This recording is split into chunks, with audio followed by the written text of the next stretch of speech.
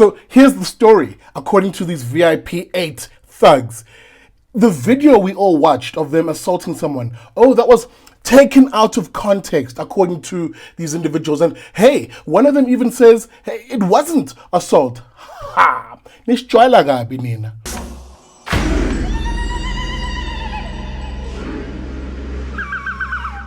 Molo Sanbonani, hello, how's it? Good day. Welcome to another episode of the Vuka Nazo Show. My name is Sihle Ngobesa. I know it's been a while since I've been on your screen. Of course, the issue here is the 8 VIP protection detail that belongs to Upol Mashatile. You remember that video clip of them viciously assaulting men on the side of the N1 in Johannesburg near Fourways. Those men finally having been arrested and appearing in the Randburg Magistrates Court this week. Indeed, the case is now proceeding and evidence is being led against this man. It is mind-boggling to hear these men effectively suggest at the early onset of this trial that their defense will hinge around effectively denying that this was assault, as is alleged by one of the accused, and on the other hand also arguing that the video that we all saw as South Africans of that vicious beating that they perpetrated was taken out of context. Hey, bashjwayela kabi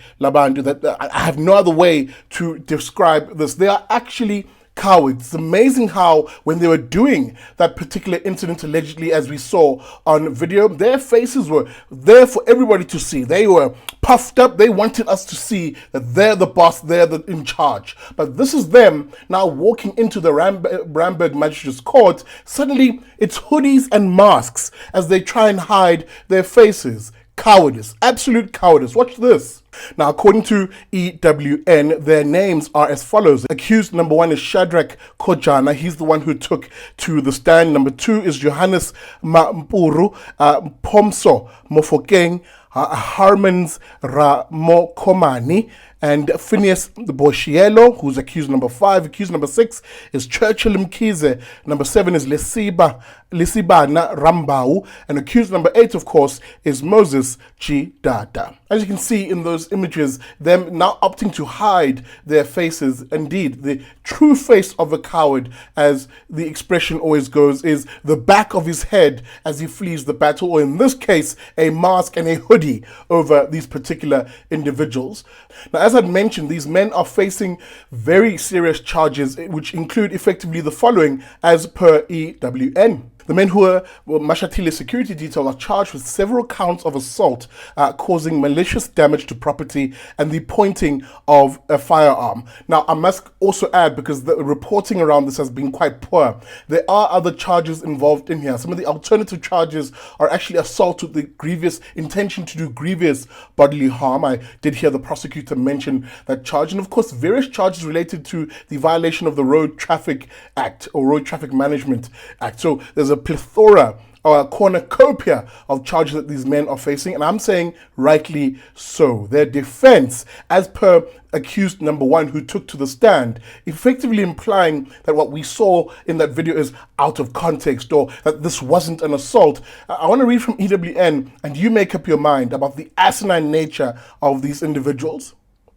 Now, according to accused number 1, Shadrach Kojana, who took to the stand on Monday and told the court that the video showing him and his colleagues assaulting people on the side of the N1 highway in Fourways was taken out of context. At the start of his cross-examination, Kojana told the court that the video traumatized him. However, he later denied that what happened could be described as an assault. End of quote.